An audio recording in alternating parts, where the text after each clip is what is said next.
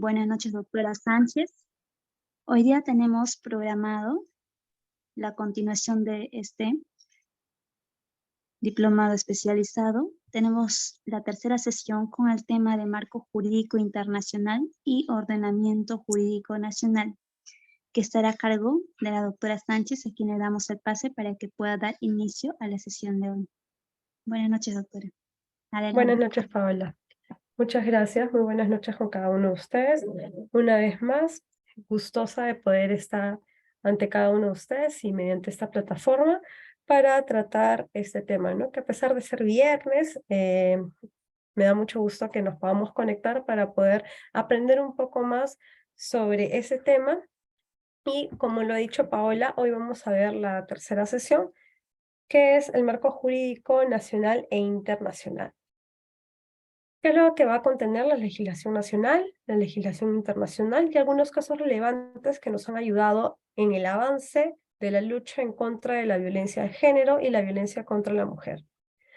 Como legislación nacional vamos a ver algunos tratados que han sido muy importantes para esta lucha y vemos la Declaración sobre la Eliminación de la Violencia contra la Mujer, la Convención sobre la Eliminación de todas las formas de discriminación contra la mujer y sus protocolos facultativos, la Recomendación General 19 y 35 del Comité de Eliminación de Discriminación contra la Mujer, que sus siglas en inglés son CEDAW, y la Convención Interamericana para Prevenir, Sancionar, Erradicar la Violencia contra la Mujer, que también es conocido como la Convención Belém do Pará.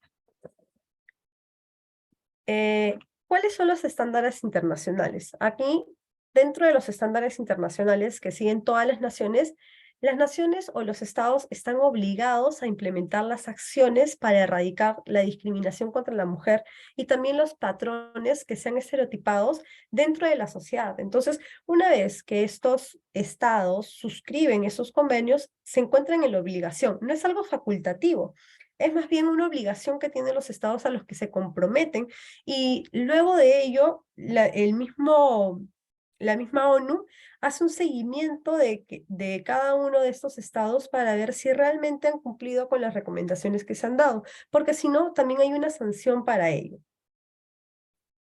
Los estereotipos de género en el derecho. Se define como una visión, idea preconcebida, generalizada de atributos o características de los integrantes de un grupo particular que poseen o deberían de llevarse en la práctica. Por ejemplo, si hablamos de la mujer, ¿cuáles serían los estereotipos? Que la mujer tiene que tener hijos, o que tiene que casarse, si ya pasa los 35 o los 30 años, la sociedad misma te está molestando porque te dice, uy, ¿cómo se va a quedar sola? Uy, ¿por qué no estás casada? Uy, ¿por qué no tienes hijos? Esos son los estereotipos que usualmente podemos ver en la sociedad, ¿no? Y que el derecho quiere regularlos para que no se hagan presentes en las leyes también. Luego tenemos las ideas preconcebidas y generalizadas que tienen un componente claramente discriminatorio al ignorar las características de cada uno de los individuos. Por ejemplo, las personas homosexuales, ¿no? Decir, no, yo no quiero que una persona que es homosexual sea maestro de mi hijo, porque no le pueden enseñar cosas malas, o puede ser un violador, o puede ser una persona que luego lo esté tocando. ¿Por qué? Porque tienen estereotipos preconcebidos, ideas preconcebidas que son discriminatorias, ¿no? Y que ignoran en realidad las características que tiene ese tipo de individuos. El artículo 2 de la Convención, del Convenio de todas las barreras de discriminación contra la mujer, nos indica o establece la protección jurídica de los derechos de la mujer sobre una base de igualdad con los hombres y garantiza por conducto de los tribunales nacionales o competentes y de otras instituciones públicas la protección efectiva de la mujer contra todo acto de discriminación. Este convenio nos dice que una vez que los estados suscriben, entonces, cada uno de los estados se va a comprometer a que la mujer pueda tener una protección jurídica y esa protección se la puedan dar los tribunales nacionales competentes y las instituciones públicas, ¿no? Para que ella pueda sentir una protección efectiva contra cualquier acto de discriminación que puedan haber hecho contra ella. el artículo 5 de la misma convención nos indica que, ¿para qué se va a suscribir esto? Para poder modificar los patrones socioculturales de conducta de hombres y mujeres con miras de alcanzar la eliminación de los prejuicios y prácticas consensuadas, ¿no? Luego nos dice que también van a estar basadas en ideas o van a eliminar todas las ideas de inferioridad o superioridad de cualquiera de los sexos, o en función de estereotipos del hombre y la mujer. Es decir, lo que tratan de hacer con esto es eliminar los patrones culturales que muchas veces están muy presentes dentro de la sociedad, ya sea que estos patrones sean de índoles culturales netamente o sociales, ¿no? Para que puedan sentirse inferiores o superiores. Es decir, lo que aquí se quiere es la igualdad, ¿no? La Convención de Belén do Pará, que es uno de los instrumentos marcos por la cual se crea esta ley que nosotros ahora tenemos, la 3036-4, ¿no? Porque nosotros, al hacernos parte de esta convención, al hacernos parte de los miembros de los estados, entonces tenemos una obligación, y aunque esta obligación estuvo desde 1992 para con cada uno de los estados de América del Sur nos demoramos muchísimo para que recién podamos crear una regulación que cuide y proteja a los derechos de los niños, niñas, adolescentes y también de las mujeres, ¿no? En el artículo 6 nos dicen algo muy importante, el derecho de la mujer a ser valorada y educada de patrones libres de estereotipos, de comportamientos y prácticas sociales y culturales basadas en conceptos de inferioridad o subordinación. Ese es uno de los derechos que va a buscar esta convención. Otro, actuar con la debida diligencia para prevenir, investigar y sancionar la violencia contra la mujer.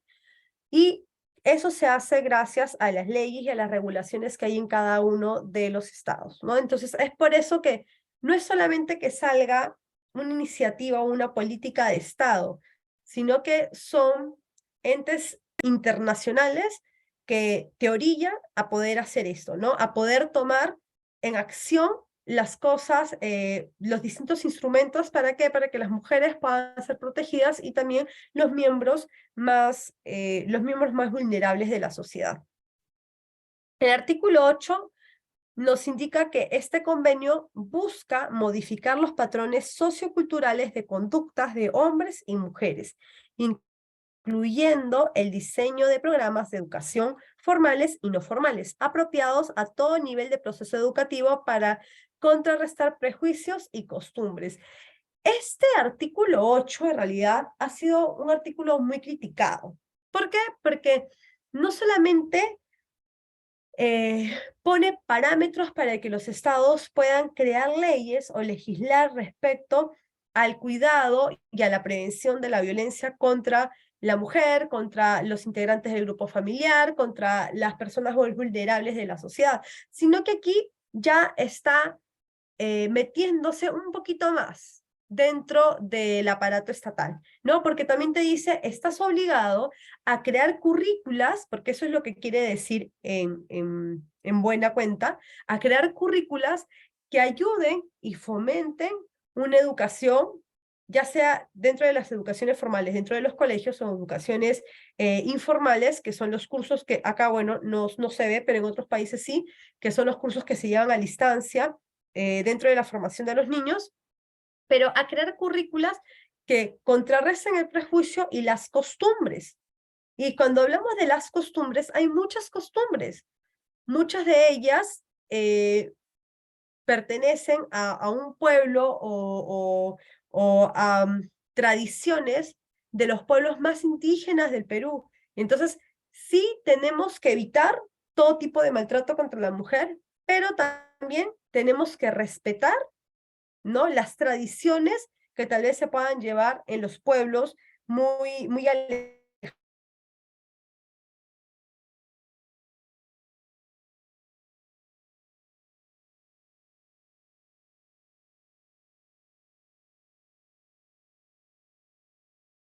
porque acá no están hablando de etapas universitarias, solamente están hablando de etapas de formación, si bien va a buscar como primera, a ver, sí estoy conectada, ¿verdad? Porque me sale que mi conexión, sí. Va a buscar como una primera instancia guardar y ayudar a que no haya prejuicios, pero tenemos también que darnos cuenta que esos prejuicios que haya y ese cuidado que se debe de haber para proteger que las personas no sean discriminadas tengan que ir de la mano con la educación que se da en casa. Porque de nada va a servir que yo cree distintas herramientas dentro de la educación en el colegio cuando en casa no recibo la misma educación, ¿no?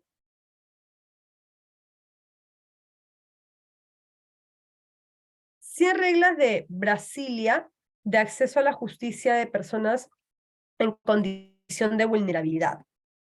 Una de las reglas, que es una de las más resaltantes, vamos a mencionar 3 nada más de estas 100 reglas, que son bastante resaltantes y que van de la mano con el tema que estamos abocados el día de hoy. Es la regla número 17. Señala que la discriminación que la mujer sufre en determinados ámbitos supone un obstáculo para el acceso a la justicia, que se ve agravado en aquellos casos en los que ocurren en aquellos casos en los que concurra alguna u otra causa de vulnerabilidad.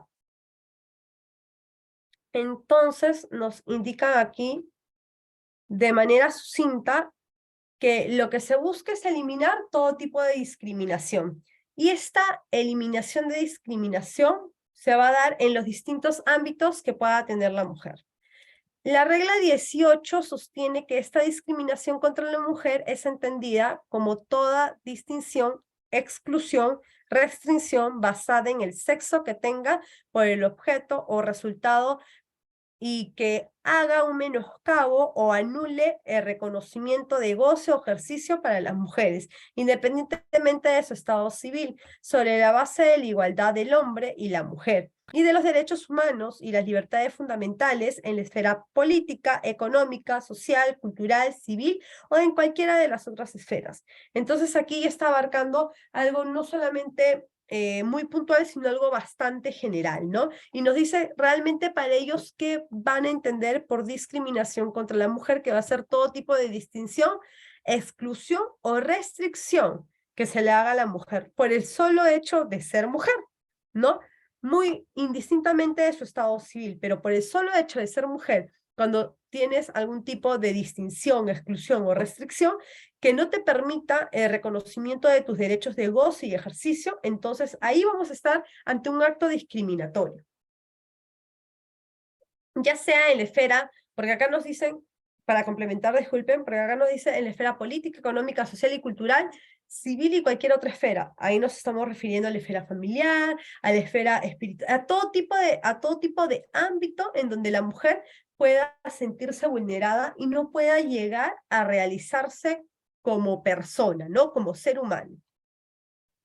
La otra regla es la regla 20, que sostiene que debe de impulsar las medidas necesarias para la eliminación de la discriminación contra la mujer en acceso al sistema de justicia para la tutela de sus derechos e intereses legítimos, logrando la igualdad efectiva de condiciones.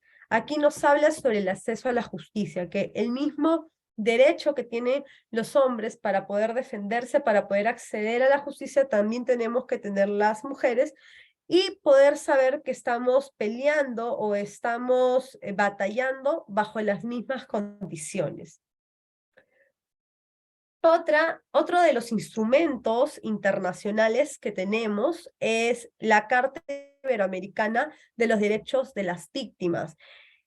Y nos indican que el derecho de acceso a la justicia a las víctimas implica que hay una eliminación, que hay que eliminar todo tipo de prácticas discriminatorias en los procedimientos judiciales y se considera la necesidad de que las víctimas realmente puedan ser protegidas, de que las víctimas realmente puedan ser escuchadas, de que puedan brindarles un servicio oportuno, un servicio accesible, que no tengan que haber tanta burocracia para que yo pueda mantener o para que yo pueda poner una denuncia contra que una denuncia ante la fiscalía, una denuncia ante la policía cuando esté siendo vulnerado uno de mis derechos, ¿no? Y luego tenemos como ley nacional, que es uno de los grandes hitos, porque de esta ley han seguido muchos de nuestros vecinos los pasos, y es la ley 30364, la ley para prevenir, sancionar, erradicar la violencia contra la mujer y los integrantes del grupo familiar y su reglamento. Nos indica que las víctimas de violencia de género tienen derecho a la asistencia y la protección integral. También nos dicen que el derecho a recibir información y asesoramiento adecuado con relaciones a su situación personal. También tienen derecho a la asistencia jurídica en forma inmediata, gratuita, especializada y en su propia lengua. Luego también nos indican que tienen derecho de las víctimas con su declaración que se reciba por las partes del personal especializado. Es decir, si ha sufrido algún tipo de violencia sexual, el personal especializado la tiene que tratar. Si recibió algún tipo de violencia psicológica, el personal especializado la tiene que tratar. También tienen derecho a declarar en un ambiente adecuado que resguarde su dignidad e intimidad.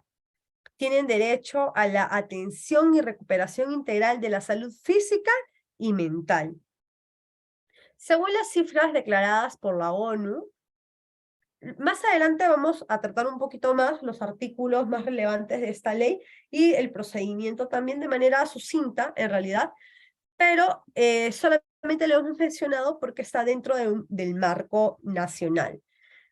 Según cifras recabadas por la ONU, mujeres y la Organización Mundial de la Salud nos dice que el 35% de las mujeres de todo el mundo han sufrido violencia física o sexual por parte de sus compañeros sentimentales, es decir, de la pareja con las que estaban, o violencia sexual por parte de una persona distinta a sus compañeros sentimentales en algún momento de su vida.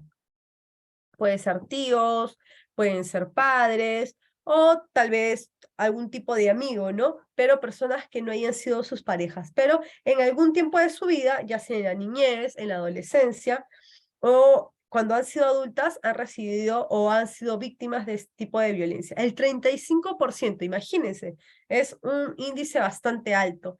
Luego también nos habla de que el 70% de las mujeres han experimentado violencia física y o sexual por parte de sus compañeros sentimental durante su vida, según estudios nacionales de cada país. Y esto es un poco más alarmante, ¿no?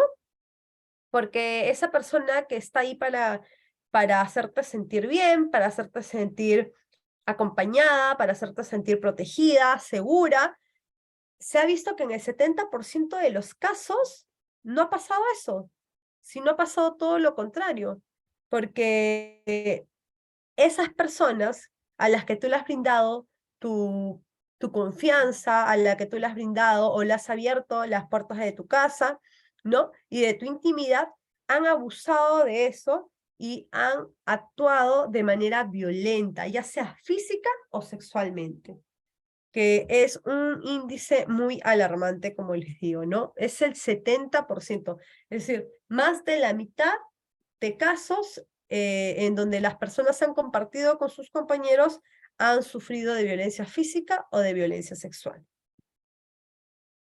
Según cifras recabadas por la ONU Mujeres y la Organización Mundial de Salud, nos indican que en el 2012 se estima que en la práctica la mitad de los casos de mujeres víctimas de homicidio en todo el mundo, el autor o el agresor fue un familiar o un compañero sentimental.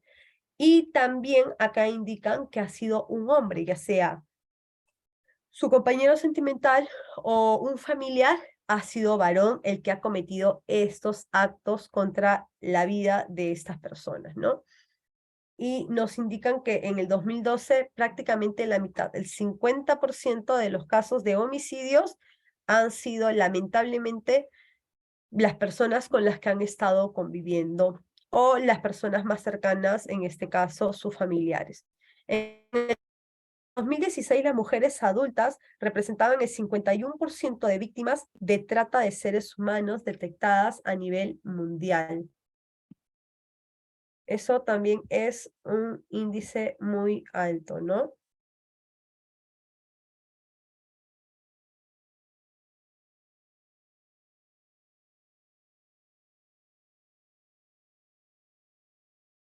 Frente a las medidas para abordar la violencia en el mundo.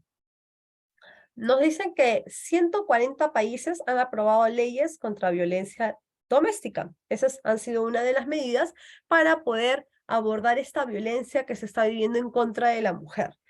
144 países tienen leyes en contra del acoso sexual, que también nuestro país es parte. Y todavía hay 37 países en los que no se procesan a los autores de violencia que están casados o se casan posteriormente con las víctimas. Según los datos del Instituto Nacional de Estadísticas e Informática, a través de las encuestas demográfica y de salud familiar, en el 2011, 74.2% de las mujeres fueron víctimas de violencia. En el 2016, 68.2% de las mujeres fueron víctimas también de violencia. Y en agosto del 2017, 68.2% mujeres fueron víctimas de violencia, ya sea de violencia sexual, psicológica o física. Según los datos del Programa Nacional contra la Mujer, del Programa contra la Violencia Familiar y Sexual del Ministerio de la Mujer, en el 2015 se presentaron 95 feminicidios y 198 tentativas de este. En el 2016, 124 feminicidios y 258 tentativas de este. En el 2017, 82 feminicidios y 156 tentativas de este. Pero esos son solamente hasta agosto del 2017. Todavía faltaban meses para poder cerrar el 2017, pero si ustedes se dan cuenta, lo más raro de esto es que a pesar de que los países están haciendo muchos esfuerzos por crear leyes que igualen al hombre con la mujer y leyes que puedan cuidar a la mujer de la violencia física que pueda tener, siempre los feminicidios y las tentativas de feminicidio van en aumento. Porque desde que nosotros comenzamos, desde que el Estado peruano comenzó a tener prácticas en contra de la violencia contra la mujer, desde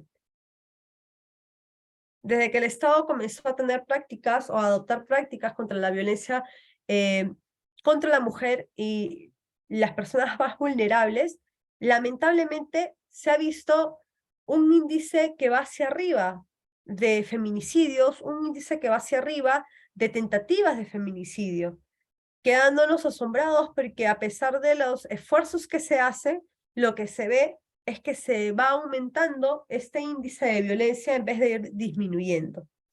El Comité de CEDAW publicó las recomendaciones generales y tenemos dos recomendaciones que ha asumido el Perú. La recomendación 16 nos dice: las actitudes tradicionales según las cuales se considera a la mujer como subordinada o se atribuye funciones estereotipadas perpetúan la dificultad de las prácticas que entrañan la violencia o coacción, tales como la violencia o los malos tratos en la familia, los matrimonios forzosos, el asesinato por presentar dotes insuficientes, los ataques con ácido, las circuncisiones femeninas. Estos prejuicios y prácticas pueden llegar a justificar la violencia en contra de la mujer, como una forma de protección o dominación sobre la mujer. Y estos son, tal vez, aquí en Latinoamérica o en Europa también no se ven muchos de estas prácticas, ¿no? O no son tan latentes. Por ejemplo, ya no se ven los matrimonios forzosos, ¿no? Es decir, tal vez puede ser en algunas partes el interior del Perú, puede ser. Tampoco no tengo estadísticas a ciencia cierta de que realmente haya matrimonios actualmente en el siglo XXI de estas prácticas, pero sí lo vemos en Oriente, es decir, en Occidente no se ven estas prácticas usuales, ¿no? Y es inusual y nos despierta zozobra, nos despierta indignidad, ¿no? indignación, disculpe, cuando escuchamos este tipo de cosas, pero en Oriente no es así, porque en Oriente sí se dan ese tipo de cosas.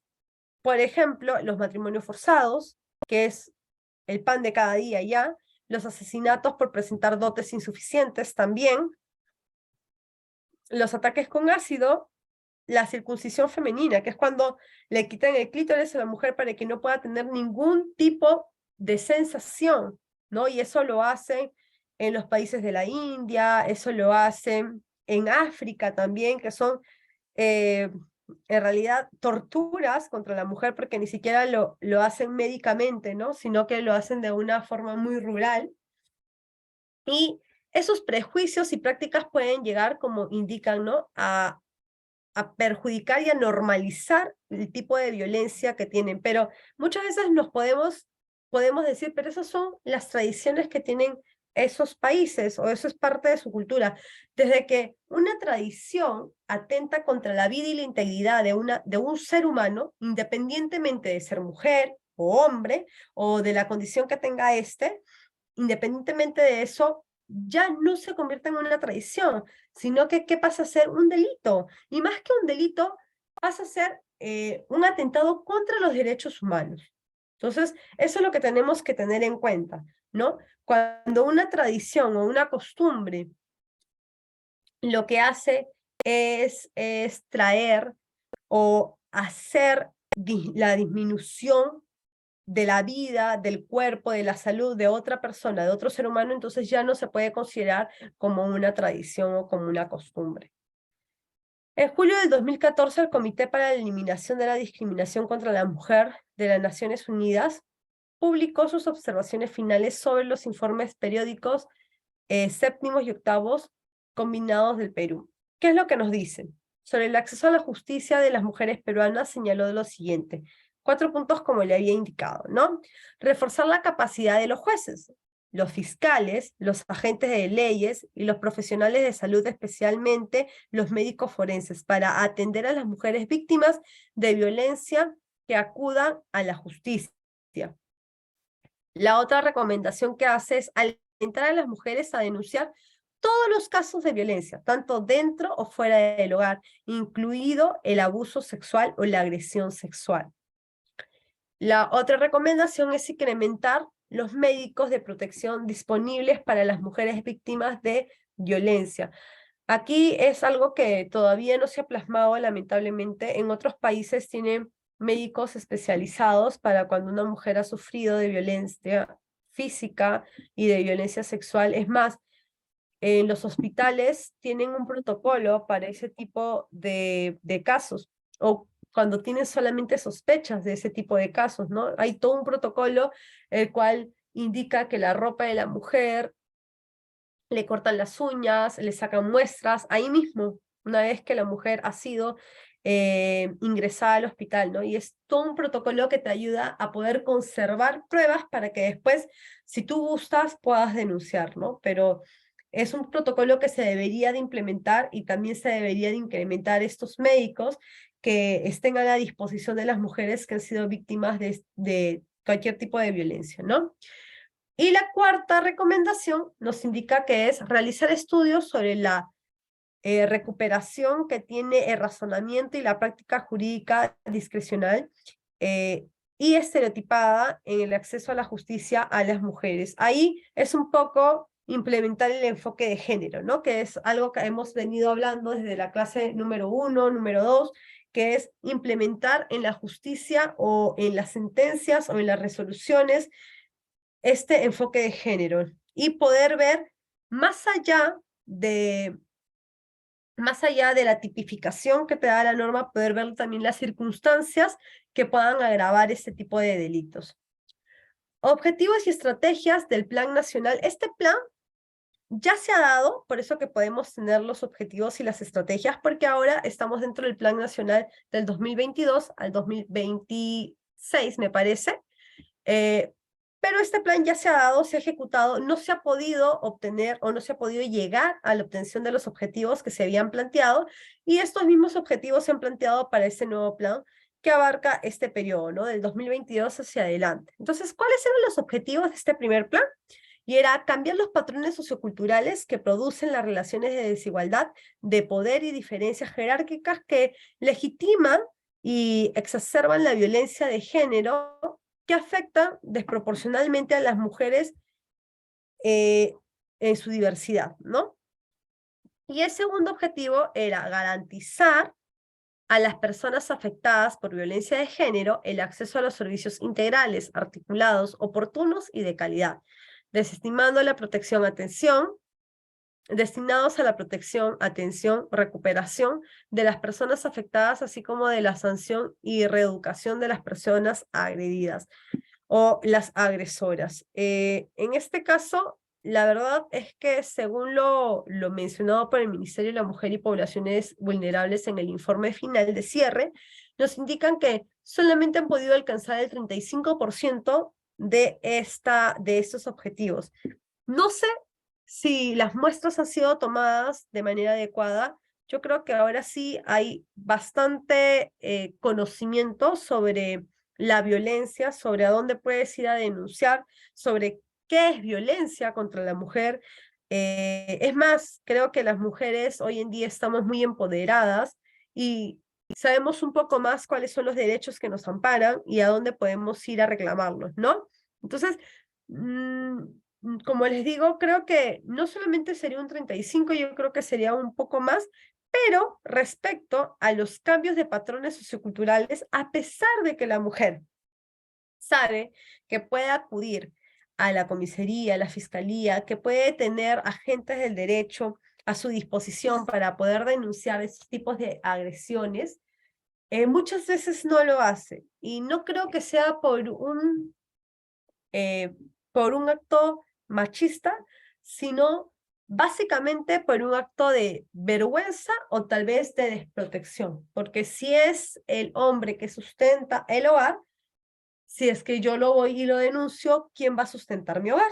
¿No? Que son cosas que nosotros tenemos que tener en cuenta para que pueda ser realmente resguardada esta persona, ¿no? Que está siendo víctima. Y para eso se han creado, o la ley 30364, crea refugios de mujeres que lamentablemente no es de conocimiento de todo el público, pero sí hay casas de refugios para las mujeres víctimas de violencia a las que puedan acudir. Estas casas obviamente están muy resguardadas, ¿no? Las direcciones y todo lo demás, para mantener a salvo a la víctima, pero sin embargo, sí es que tenemos que indicar que si la víctima quiere denunciar a su pareja, quiere denunciar a su esposo, al marido de sus 7 hijos, lo puede hacer y puede tener un lugar seguro donde pueda acudir después de esa denuncia, ¿no? Entonces, creo que ahí estamos, hay un poco de todavía desconocimiento por parte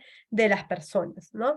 Luego nos hablan sobre garantizar a las personas que efectivamente puedan ir a un lugar integral de servicios para poder ser ayudadas, para poder ser orientadas, ¿no? Sobre este tipo de violencia, sobre este tipo de circunstancias. También creo que sí se han garantizado, o sí se garantiza los servicios de protección. No son de alto nivel, como les había comentado, ¿no? En comparación a otros países desarrollados, pero sí creo que estamos en camino a poder crear más protocolos y más instrumentos para que las mujeres cada día más podamos sentirnos más protegidas, ¿no? El comité publicó la recomendación 35 en el 2017. Habíamos visto que la primera recomendación se había publicado en el 1992 y esta recomendación, que es la 35, se publicó en el 2017. Pero, ¿qué es lo que nos dice esta recomendación? Indica que a nivel judicial todos los tribunales se deben de abstener de participar en cualquier acto o práctica de discriminación o violencia de género contra la mujer y aplicar estrictamente todas las disposiciones de derecho penal, castigando esta violencia, asegurando todos los procedimientos legales en los casos que impliquen alegaciones de violencia de género contra la mujer, sea imparcial o justa, y no se ve afectada por el género, los estereotipos o la interpretación discriminatoria de las disposiciones legales, incluidas las internacionales. Y aquí es, en otras palabras, lo que está diciendo este comité es: aplícale todo el peso de la ley. Una vez que se haya comprobado que este delito realmente ha sido cometido y ha sido afectada a una mujer, entonces tienes que aplicar todo el peso de la ley y más bien deja de aplicar instrumentos que sean discriminatorios, así sean instrumentos nacionales o instrumentos internacionales. Entonces, no puedes basarte en instrumentos, ya sean nacionales o internacionales, que estén vigentes en tu país para adoptar medidas discriminatorias en casos de violencia contra la mujer o de violencias de género, ¿no? Nuestra legislación nacional, ¿qué es lo que nos dice la legislación nacional? Y para eso vamos a estudiar el marco jurídico nacional, y nos habla primero, tenemos nuestra Carta Magna. ¿Qué nos dice la Carta Magna, nuestra Constitución Política de Perú de 1993? El niño, la niña y el adolescente son personas dignas, sujetos de derecho. Por ello, en el artículo 1 de la Constitución Política de Perú señala que la defensa de las personas humanas y el respeto de su dignidad son el fin supremo de la sociedad y del Estado. Es decir, el Estado, su fin es crear más trabajo, su fin supremo es crear más trabajo, es crear, no sé, poner más carreteras, poner más colegios. No, su fin supremo del Estado, ¿cuál es? Es el respeto, el cuidado y el respeto a la dignidad y a la defensa de la persona humana y de la sociedad. Miren, realmente parece muy poético, porque esta Constitución en realidad parece muy poética, pero tiene una connotación muy altruista, porque nos dicen que es la defensa de la persona humana. Aquí no está poniendo un estereotipo, aquí no está clasificando es la defensa del hombre, es la defensa del niño y del adolescente. No, me dice de la persona humana. Por el solo hecho de ser persona humana, ya el Estado tiene que defenderte, ya el Estado tiene que cuidarte, ya el Estado tiene que protegerte, por el solo hecho de ser persona humana. Entonces, y esto abarca a todo. Y nuevamente voy a hablar del aborto, ¿no? Porque es un tema es muy especial, muy específico acá también.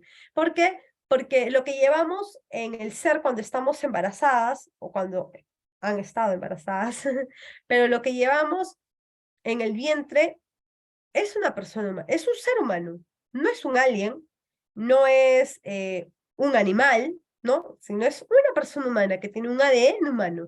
Entonces, por el solo hecho de ser una persona humana, por el solo hecho de ser humano lo que llevamos dentro, entonces también el Estado tiene que protegerlo. También es el fin supremo del Estado, cuidar su dignidad y el respeto a la vida.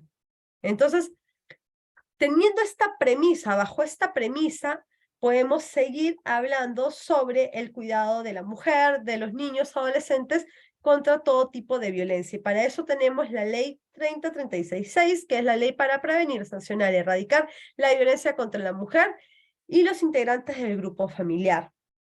Esta ley está basada, o esta ley se ampara también en distintos protocolos, y tenemos el Decreto Supremo 008 del 2019, publicado el 16 de abril del 2019. ¿Qué nos dice este protocolo? Pues bueno, el protocolo nos indica que va a haber un centro de emergencia que va a poder ayudar a las personas que han sido víctimas de violencia física o sexual, y que la van a poder ayudar, que la van a poder, no van a poder prevenir, pero sí van a poder ayudarla en su proceso. Y también van a poder tener herramientas útiles para poder salir de eso, ¿no? El Decreto Supremo número 006-2018 del Ministerio de la Mujer y Poblaciones Vulnerables nos dice que el protocolo de actuación conjunta de los centros de emergencia, el CEM, más conocido de la mujer y comisaría, y también van a crear distintos centros, como en este caso, no sé si ustedes han escuchado hablar del proyecto Aurora, que es uno de los casos más emblemáticos del Ministerio de la Mujer y Poblaciones Vulnerables respecto a las personas víctimas de violencia, ¿no? Y el proyecto Aurora va de la mano con todos los municipios y está presente en cada una de las comisarías también para poder ayudarte en el momento en que tú vas a poner este tipo de denuncias. Definición de violencia contra la mujer según la ley 3036. En su artículo 5 nos define la violencia contra las mujeres, que es cualquier tipo de acción o conducta que les causa muerte, daño, sufrimiento físico, sexual o psicológico por la condición de tales, tanto en el ámbito público como en el privado. Se entiende por violencia contra la mujer la que se tenga en lugares dentro de la familia o en unidades domésticas o en cualquier otra relación intrapersonal, la que tenga lugar en la comunidad y la que se perpetre o tolere por los agentes del Estado. En el artículo 6 nos habla sobre la definición de la violencia contra los integrantes del grupo familiar. Indica la violencia contra cualquier integrante del grupo familiar es cualquier acción o conducta que le cause muerte, daño, sufrimiento físico, sexual o psicológico y que se produzca o que se produce en el contexto de una relación de responsabilidad, confianza o poder de parte de un integrante o de otro grupo de la familia, que tiene especial consideración con los niños, niñas, adolescentes, adultos mayores y personas con discapacidad. Tipos de violencia. Según esta ley también nos habla de el tipo de violencia que es física, psicológica, sexual, patrimonial o económica. La física es la acción o conducta que causa daño a la integridad corporal de la salud, incluyendo el maltrato por negligencia, descuido o por privación de las necesidades básicas que hayan ocasionado daño físico o que puedan llegar a ocasionar sin importar el tiempo que se requiera para la recuperación. La violencia psicológica nos indica que es la acción u omisión tendientes a controlar o aislar a la persona en contra de su voluntad y también a humillarla, avergonzarla, insultarla, estigmatizarla o estereotiparla sin importar el tiempo en que se requiera para su recuperación. Además de ello, también nos hablan de la violencia sexual y la violencia patrimonial. Nos indica que la violencia sexual, además de los delitos de violación sexual y actos contra el pudor, incluyen los actos que no implican penetración o contacto físico. Y en la patrimonial y económica podemos ver que es la pérdida, sustracción, destrucción, retención, apropiación de objetos, documentos, bienes, o no dar recursos económicos para las necesidades básicas.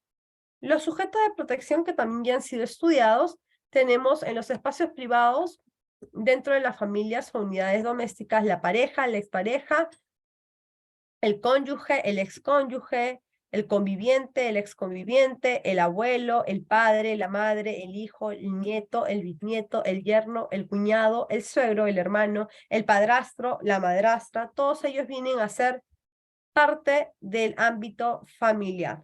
Y en los espacios públicos que tengan lugar en la comunidad y sean perpetradas por personas, es decir, por personas de nuestra comunidad, es decir, nuestros educadores, los profesores, los directores, ¿no? El jefe, el subalterno, los funcionarios o servidores públicos, los desconocidos en las calles, ¿no? Innovaciones de la Ley 3036-4. Esta ley ha tenido innovaciones en el campo de educación. Cambio de lugar y horario de estudios y la justificación de inasistencias y tardancias devienen en un acto de violencia, porque habíamos dicho que la violencia física no solamente era el golpe, sino también era el descuido, pero acá utilizan una palabrita que me encanta, que es la negligencia. Entonces, cuando el niño no va al colegio, cuando tiene faltas injustificadas o tardanzas, eso es un acto de violencia porque hay negligencia de parte de los actores, que en este caso son los padres. Y el derecho a la atención especializada de modo que el servicio educativo responda a sus necesidades. Ahí ha habido la inclusión, ¿no? Es decir, muchas veces niños que tienen necesidades especiales no podían ir a colegios estatales y no podían tener un aprendizaje, pero ahora sí se está dejando o sí se está aceptando, aunque sea un niño por aula, que tengan ese tipo de habilidades. Innovaciones en el derecho laboral. Las víctimas tienen derecho a no ser despedidas por causas relacionadas a los hechos de violencia. al cambio de lugar de trabajo, a la justificación de las inasistencias y tardanzas al centro de trabajo, a la suspensión laboral hasta por 5 meses y a la reincorporación por las mismas condiciones existentes en el momento de su suspensión.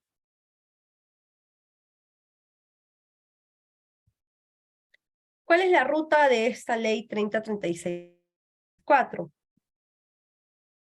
Vamos a ver cuáles son las etapas. Esta ley tiene por objeto, los objetos más importantes es la protección y la sanción. No la reeducación, sino la sanción y la protección. Importante, o debemos de considerar también esto, cuando existe evidencia de un delito, inmediatamente se hace conocimiento del fiscal penal o la Policía Nacional del Perú para su investigación. Esa es la primera etapa.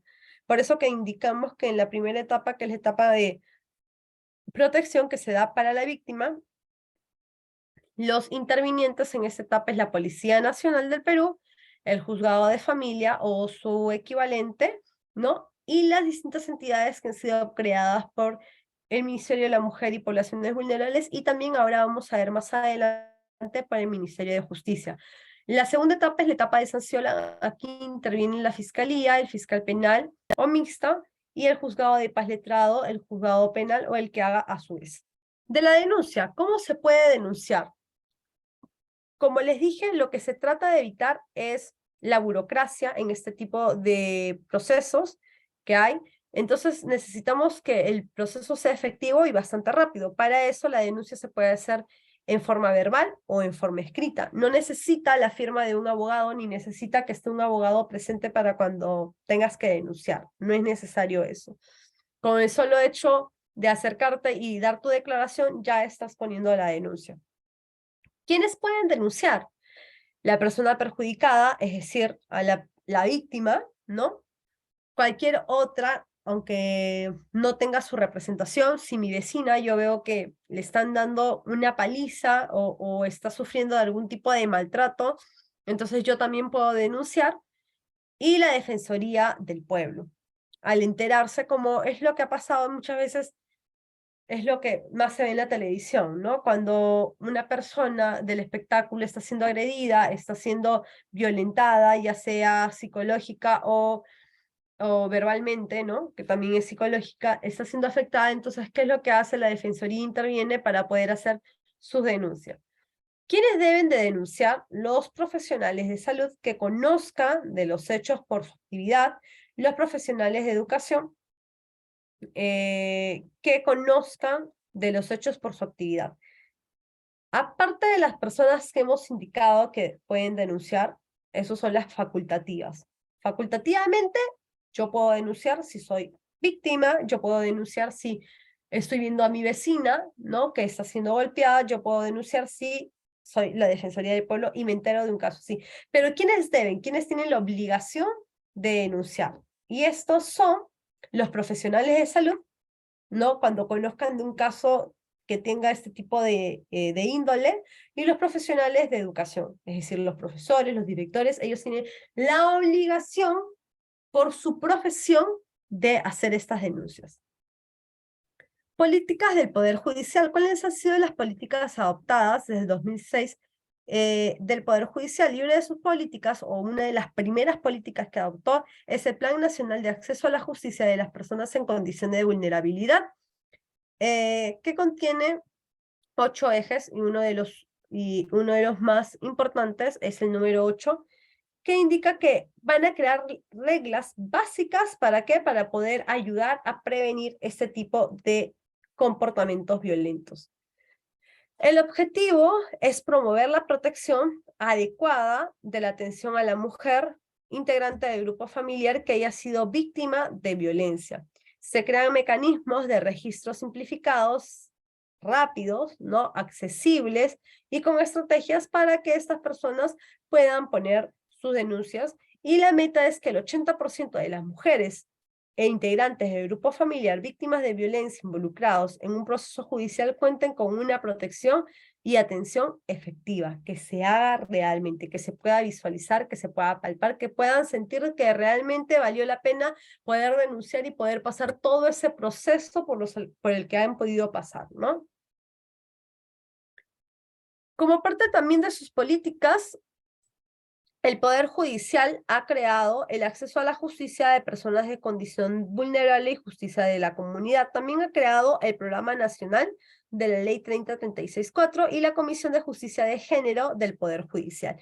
Estos han sido uno de sus grandes desarrollos que faltan impulsarse, sí, faltan que sean de conocimiento del público también, pero están en buenos pasos porque ya se han creado y están a la expectativa de poder llegar a esta meta que es el 80%, que las mujeres o los grupos o los integrantes del grupo familiar puedan acceder efectivamente a una justicia, ¿no? Y puedan sentirse protegidos y en un ambiente que les pueda dar esa satisfacción de poder haber denunciado y de poder ya no más ser parte de este proceso de violencia.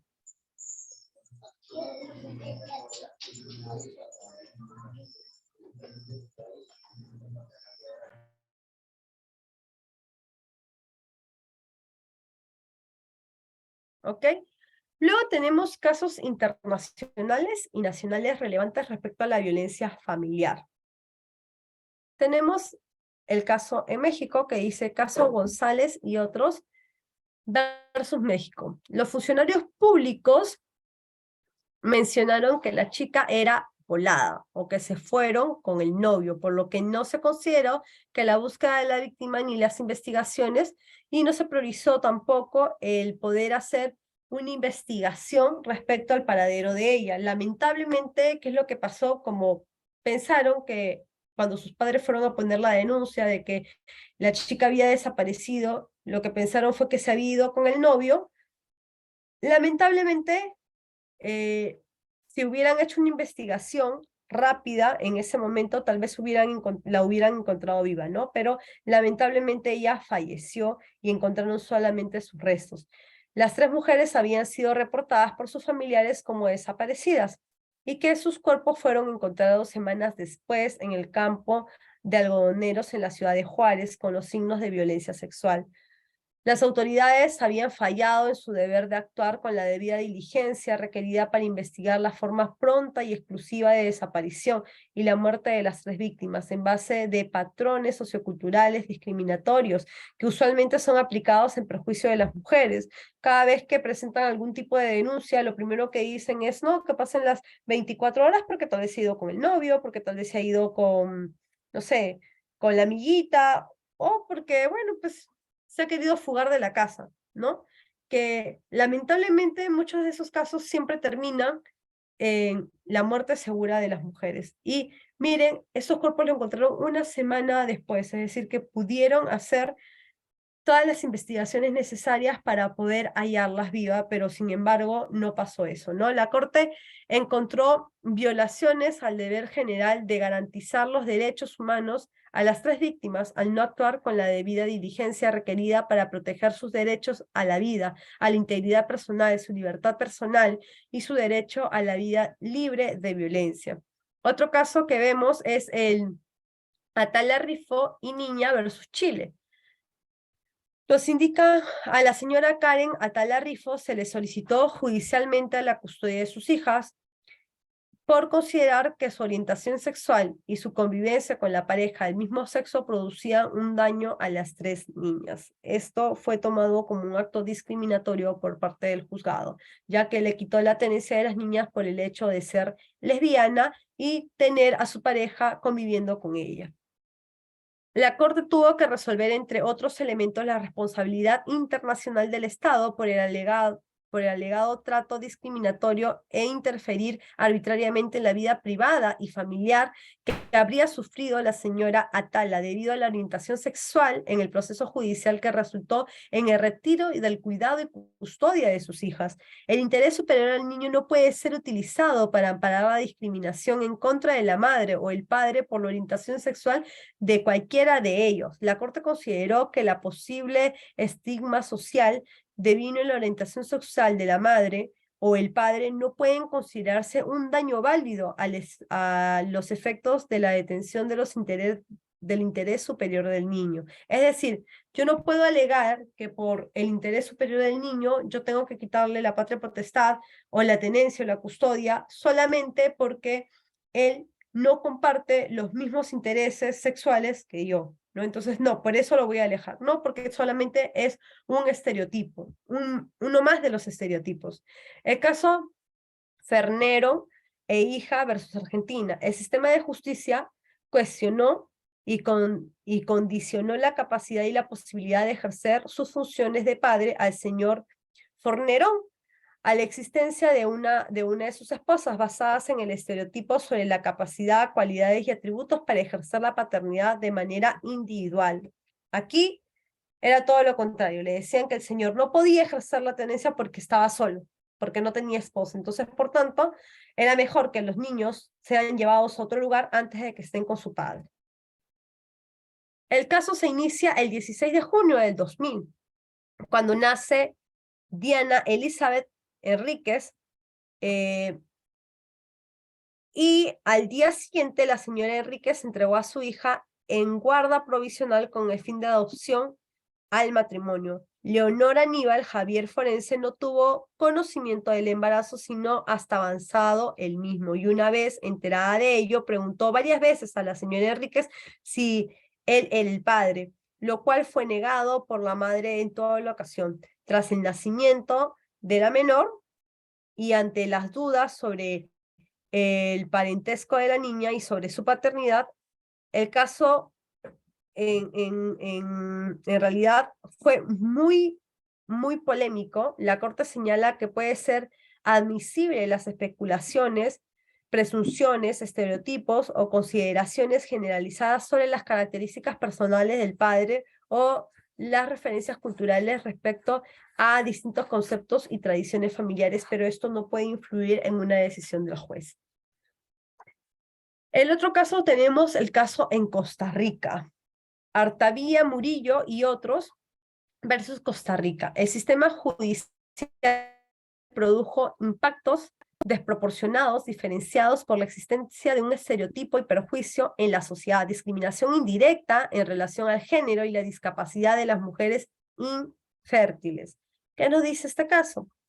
El caso se relaciona con la aprobación del decreto ejecutivo 24029, el 3 de febrero de 1995, entendiendo que el Ministerio de Salud, el cual autoriza la práctica de la fecundación in vitro para parejas conyugales irreguladas en la ejecución. El 7 de abril de 1995 se presentó una acción de inconstitucionalidad contra dicho decreto ejecutivo, utilizando diversos alegatos sobre la violencia, la violación del derecho a la vida. El 15 de marzo del 2020, la Sala Constitucional de la Corte Suprema anuló por inconstitucional el decreto ejecutivo. La Corte consideró que la prohibición de la fecundación in vitro puede afectar tanto a hombres como a mujeres y le puede producir impactos desproporcionados diferenciados por la existencia de un estereotipo y perjuicio en la sociedad. La Corte resalta que estos estereotipos de género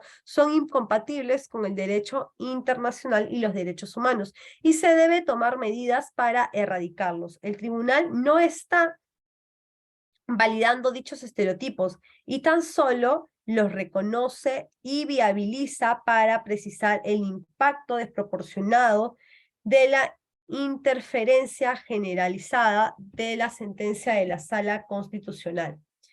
Dentro del Perú tenemos el caso Espinosa González versus Perú. La Corte reconoció y rechazó el estereotipo de género por el cual se consideraba a la mujer sospechosa de haber cometido un delito como intrínsecamente no confiable o manipuladoras, especialmente en el marco del proceso judicial.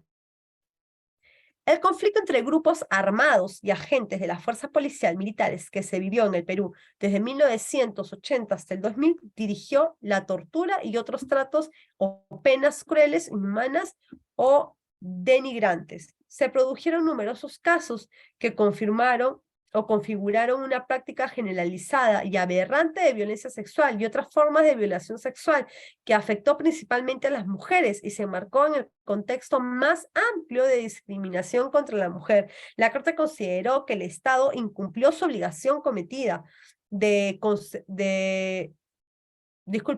incumplió su obligación contenida en el convenio Belén do Para por la valoración de estereotipos de las distintas salas penales permanentes de la Corte Suprema de Justicia, lo que constituyó un acto discriminatorio en el acceso a justicia por razones de género.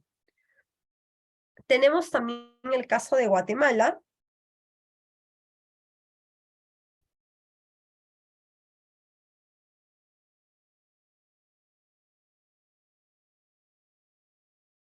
Y este es un caso muy particular, ¿no? Contra Bulgaria, la demandante era golpeada regularmente por su marido, pero las denuncias penales fueron rechazadas por considerar que se trataba de un asunto privado y particular. Aquí, ¿qué es lo que nos dice la Corte Internacional? La demandante era golpeada regularmente por su marido. Lo dejaba y demandó el divorcio, llevándose con ella a su hijo de 3 años de edad. Según ella, su marido la seguía golpeando. La Corte Europea de los Derechos Humanos consideró que se violó el artículo 8 del Convenio Europeo de los Derechos Humanos sobre el derecho al respeto a la vida familiar, no habiendo la autorización búlgaras adoptadas para las medidas necesarias para sancionar y controlar al marido de la demandante. Pues la Corte Europea señaló igualmente que el hecho de considerar el conflicto entre la demandada y su marido un asunto particular no se conciliaba con las obligaciones de las autoridades de proteger la vida de la demandante. Aquí, por el solo hecho, aquí estamos hablando de países del Oriente, ¿no? Aquí estamos hablando de países que en realidad no se han acogido a esos tipos de convenios y por ello no hay las protecciones o las mujeres no tienen las protecciones adecuadas para cuidar de su vida y de su salud.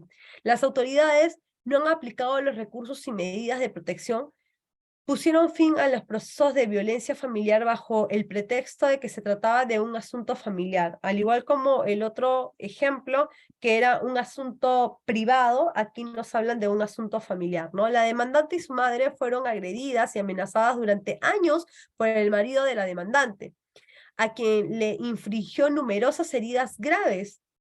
En una sola excepción de proceso en contra, fueron abandonados destinándose o indicando que la demanda no podía seguir vigente, es decir, no podía seguir el proceso porque era algo de índole solamente familiar. La violencia sufrida por las dos mujeres estaba ligada a su género, es decir, por el solo hecho de ser mujeres. En efecto, la violencia doméstica afecta principalmente a las mujeres y las pasividad generalizada y discriminatoria de la justicia turca crea un ambiente propicio para que ese tipo de violencia se sigan generando. Dentro del Perú tenemos dos noticias que nos llamaron mucho la atención, que era la trata de menores. ¿Y qué es lo que dijo la Corte Suprema, no? En vez de castigar a la persona que era dueña del local y que las niñas habían declarado que habían sido llevadas por engaño, y no solamente llevadas por engaño, sino que también habían sido amenazadas para que no pudieran salir de ese lugar, la Corte Suprema del Perú, la Sala Permanente de la Corte Suprema del Perú, declaró improcedente el recurso de nulidad de absolución de la señora Elsa Wilca, propietaria del bar en el sector minero de Mazuco por el delito contra trata de personas. En el caso se probó que la imputada interceptó e hizo trabajar a una menor de edad como dama de compañía, acompañando a clientes al bar, siendo obligadas a beber alcohol junto con ellos en el bar de Madre de Dios, pero fue absuelta. Y así tenemos otros casos también, en donde congresistas, en donde nuestros padres de la patria también han declarado que la violencia contra la mujer no es un tema que tenemos que abordar frontalmente, ¿no? Sino que la violencia contra la mujer es algo que está de moda, como lo había dicho la congresista Marisa García, ¿no? Y justificó la agresión a la mujer en ciertas circunstancias, es decir, hay niveles de violencia y en ciertos momentos puede ser agredido una mujer, ¿no? Que son palabras que parecen que hubiéramos retrocedido más de 80 años en el tiempo al escuchar este tipo de declaraciones. El caso de la Corte Suprema del Perú nos indica, el secretario de la ONU, el secretario general de la ONU dice, existe un verdadero universo aplicable a todos los países, culturas y comunidades. La violencia contra la mujer nunca es aceptable justificable ni tolerable. Entonces, nosotros como ciudadanos, nuestra parte, nuestro granito de arena es no justificar, no aceptar ni tolerar ningún tipo de violencia, ni contra la mujer, ni contra ningún miembro de la familia, ni contra ninguna persona, por el solo hecho de ser un ser humano. Esto sería todo por hoy. No sé si alguien tiene alguna pregunta, alguna acotación.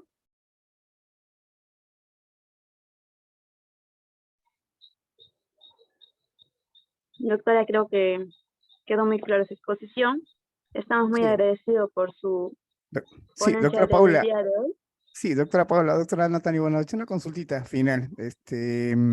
La estadística se ha incrementado, ¿verdad? Pero también los hombres callan. Últimamente las mujeres están muy empoderadas y a veces los hombres también tienen, hay denuncias, ¿no? Por violación, ¿no? Pero callan por vergüenza, pues, ¿no?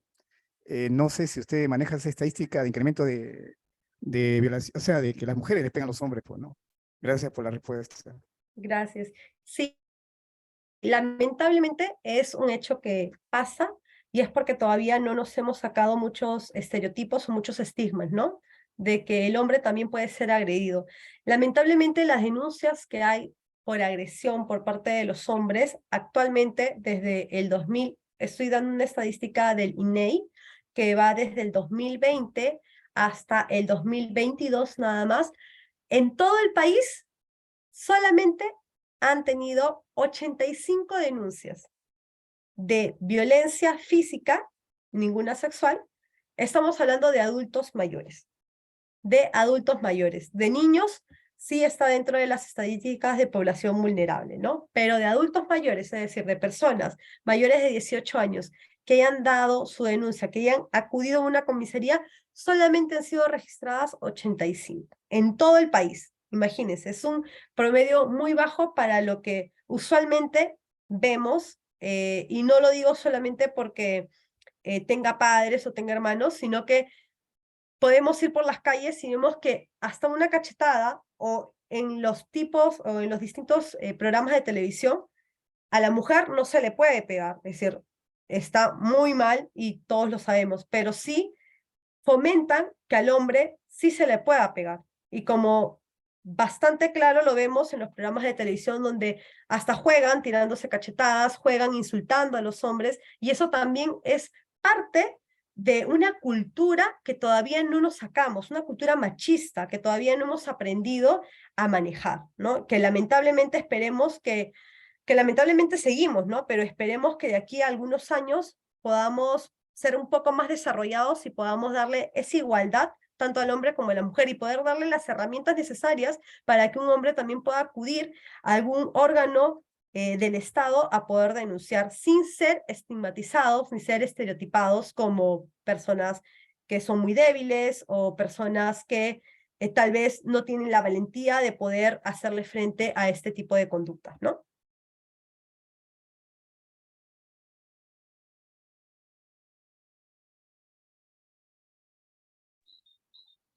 Gracias, Gracias, doctora doctora, por su Natalia. respuesta Doctora Paula, siga, muy por favor. clara.